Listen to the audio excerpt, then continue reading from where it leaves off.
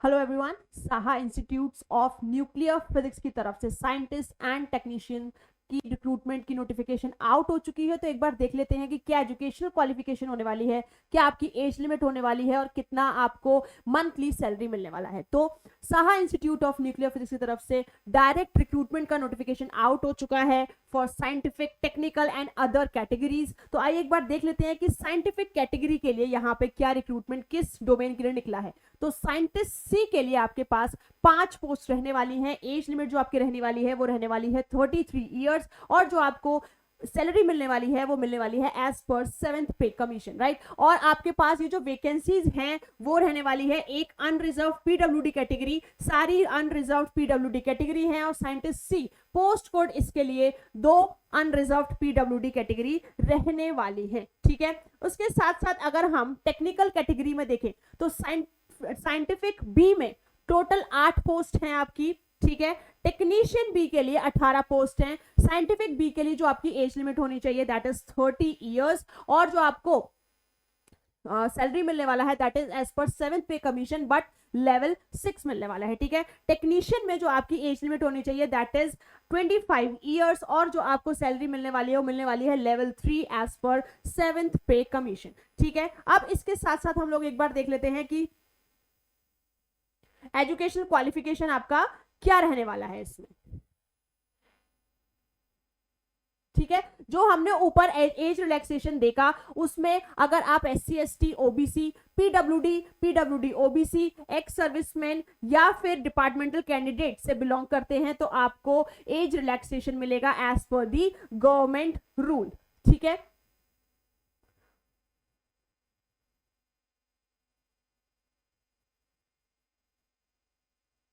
चलिए essential qualification हम लोग देख लेते हैं जो कि बहुत इंपॉर्टेंट है कि अगर आप scientist C post code A/1/2026 SCS के लिए आप अप्लाई कर रहे हैं तो आपकी जो एसेंशियल क्वालिफिकेशन रहने वाली है that is MSc in physics. तो जितने भी MSc फिजिक्स के स्टूडेंट्स हैं वो साइंटिस्ट सी की पोस्ट के लिए अप्लाई कर सकते हैं और आपके पास या फिर अप्लाइड फिजिक्स है फ्रॉम अ रिकॉग्नाइज्ड यूनिवर्सिटी और इंस्टीट्यूशन तो आप अप्लाई कर सकते हैं for scientist C A/1/2026 SCS, ठीक है।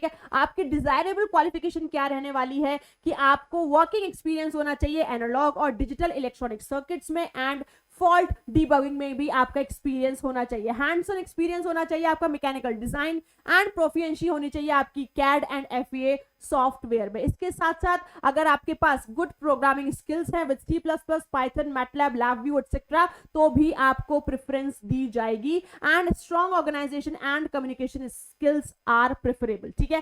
फिर आती है दूसरी post that is for scientist C. ये जो पोस्ट कोड है ये है A/2/2026 SCL, ठीक है। यहाँ पे आपके पास MSc फिजिक्स है तो आप अप्लाई कर सकते हैं। Optics, photonics from a recognised university मतलब आपका स्पेशलाइजेशन ऑप्टिक्स या फोटोनिक्स में है तो आप साइंटिस्ट सी A/2/2026 SCL पोस्ट के लिए अप्लाई कर सकते हैं। जो यहाँ पे डिजायरेबल एक्सपीरियंस और क्वालिफिकेशन रहने वाला है वो है कि आपको एक हैंड्स ऑन एक्सपीरियंस होना चाहिए आपका all classes of laser system में, आपका हैंड्स ऑन एक्सपीरियंस होना चाहिए photonics and optical spectroscopy setups, analogue and digital electronic and opto electronic instruments में भी आपका हैंड्स ऑन एक्सपीरियंस होना चाहिए, ठीक है। फिर आती है साइंटिस्ट सी की पोस्ट जो कि है A/3/2026 SCT, ठीक है। यहाँ पे आपके पास MSc फिजिक्स है, चाहे आपका कोई भी स्पेशलाइजेशन हो you can apply for this post scientist C A/3/2026 SCT, ठीक है। आपका हैंड्स ऑन एक्सपीरियंस यहाँ पे किस पे होना चाहिए, इलेक्ट्रॉन माइक्रोस्कोपिक सिस्टम्स पे, ऑपरेशन पे, सैंपल प्रिपरेशन टेक्निक्स पे। तो मतलब अगर आपका मटेरियल साइंस में आपका प्रेफरेंस है, मटेरियल साइंस में आपका जो डोमेन है अगर आपका मटेरियल साइंस है तो you can apply in the post code A/3/2026 SCT, ठीक है। आपका स्ट्रॉन्ग कम्युनिकेशन स्किल होना चाहिए, आप फेमिलियर होने चाहिए electron microscopy, data analysis and image processing tools के साथ, ठीक है। फिर जो हमारी एक और पोस्ट आती है that is scientist C A/4/2026 STF। यहाँ पे आपका MSc इन फिजिक्स है तो आप अप्लाई कर सकते हैं, अगर आपका MSc इन इलेक्ट्रॉनिक्स है तो भी आप अप्लाई कर सकते हैं। डिजायरेबल क्वालिफिकेशन की अगर बात करें तो आपके पास MSc के बाद 2 साल का रेलेवेंट एक्सपीरियंस होना चाहिए इन एक्स रे सिंक्रोट्रॉन बीमलाइन डेवलपमेंट में, बीम ऑप्टिक्स स्पेशलिस्ट में इलेक्ट्रॉनिक स्पेशलिस्ट आप होने चाहिए, इंस्ट्रूमेंटेशन स्पेशलिस्ट आप होने चाहिए, आपके पास एक्सपीरियंस होना चाहिए operating medium and high energy ion beam accelerators में, certification for of successful completion of beam optic simulation course और advance degree in the field of ion beam. मतलब अगर आपके पास सर्टिफिकेशन है इस कोर्स का कि आपने बीम ऑप्टिक सिमुलेशन कोर्स किया हुआ है या फिर आपके पास कोई एडवांस डिग्री है तो आपको प्रेफरेंस दी जाएगी। ठीक है, तो ये तो था साइंटिस्ट सी के बारे में। अगर हम टेक्निकल कैटेगरी में बात करें तो अगर आप साइंटिफिक बी पोस्ट के लिए अप्लाई करना चाहते हैं, पोस्ट कोड आपका रहने वाला है B/1/2026 SABCOMP। ठीक है, तो यहां पे आपकी जो एजुकेशनल क्वालिफिकेशन रहने वाली है दैट इज अगर आपने डिप्लोमा कर रखा है कंप्यूटर सॉफ्टवेयर टेक्नोलॉजी में या फिर कंप्यूटर साइंस में तो आप साइंटिफिक असिस्टेंट बी की पोस्ट के लिए अप्लाई कर सकते हैं। डिजायरेबल क्वालिफिकेशन जो आपकी रहने वाली है वो रहने वाली है आपके पास 2 साल का एक्सपीरियंस होना चाहिए HPC मैनेजमेंट एंड मेंटेनेंस में, आपको ओपन सोर्स टूल की नॉलेज होनी चाहिए, एक्सपीरियंस होना चाहिए for managing networks, database, clusters of high availability nodes and high performance computers, आपके पास एक्सपीरियंस होना चाहिए Linux Unix based programming language में एंड स्क्रिप्टिंग में जैसे कि Python, PHP, HTML and CSS। ठीक है, आपके पास स्क्रिप्टिंग स्किल्स होने चाहिए in language such as Python, bash, Perl, knowledge और एक्सपीरियंस होना चाहिए आपको cyber security, virtualisation, containers and network devices. ठीक है, तो अगर आपके पास ये सारी क्वालिफिकेशन है तो यू विल बी प्रेफरेबल। ठीक है, फिर हमारी दूसरी पोस्ट आती है कि आप डिप्लोमा आपके पास इलेक्ट्रॉनिक्स एंड इंस्ट्रूमेंटेशन इंजीनियरिंग में है तो आप scientific post code B/2/2026 SABGR.B पर अप्लाई कर सकते हैं। ठीक है, इसके साथ साथ आपके पास ये सारी डोमेन जो है मैकेनिकल के लिए भी निकली हुई है।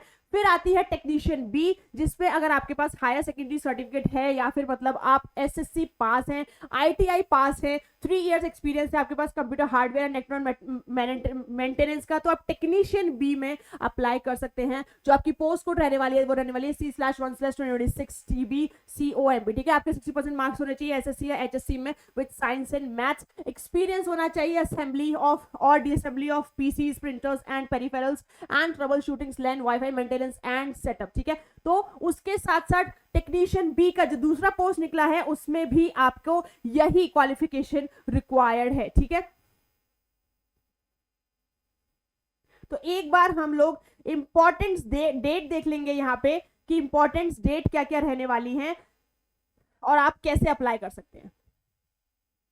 ठीक है, ये आपकी आ जाती है nature of duties and brief description. ठीक है, तो यहाँ पे आप ये देख सकते हो कि आपको वहां पे अगर आप सेलेक्ट होते हो तो आपको वहां पे नेचर ऑफ वर्क आपका क्या रहने वाला है, जॉब डिस्क्रिप्शन आपका क्या रहने वाला है। ठीक है,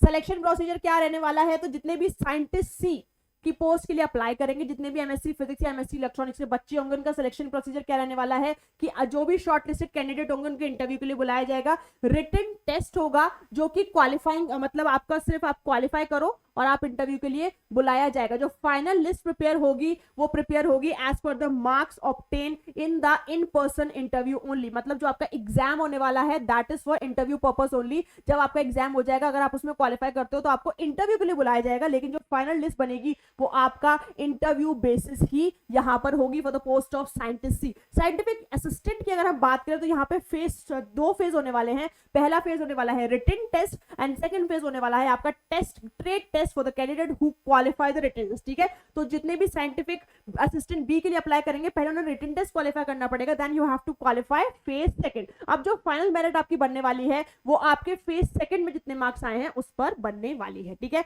और जितने भी टेक्नीशियन बी के लिए अप्लाई करेंगे उनका भी सेम क्राइटेरिया होने वाला है फॉर सिलेक्शन प्रोसेस।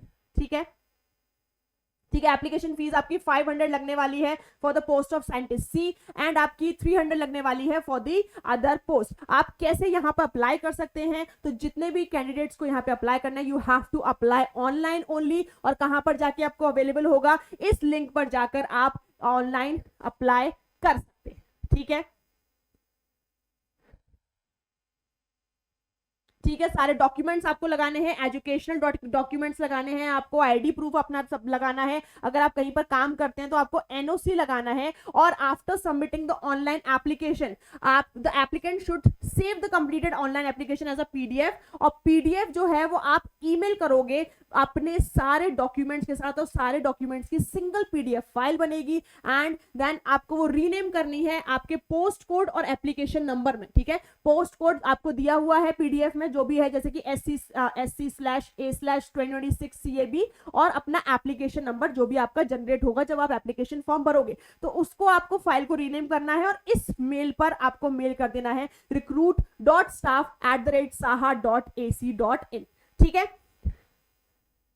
ठीक है, ठीक है, ठीक है। एक बार 10 क्रूशियल डेट्स देख लेते हैं। तो आपकी जो ओपनिंग ऑनलाइन एप्लीकेशन फॉर्म की जो ओपनिंग डेट है that is of 31 July 2026। Last date जो रहने वाली है सबमिशन ऑफ ऑनलाइन एप्लीकेशन वो रहने वाली है आपकी 15 सितंबर 2026। Last date of submission of PDF file through email, मतलब ईमेल करने की लास्ट डेट जो आपकी रहने वाली है दैट इज 18 सितंबर 2026। ठीक है, और last date of receipt of hard copy of the application along with requisite documents, मतलब आपको हार्ड कॉपी भी भेजनी है।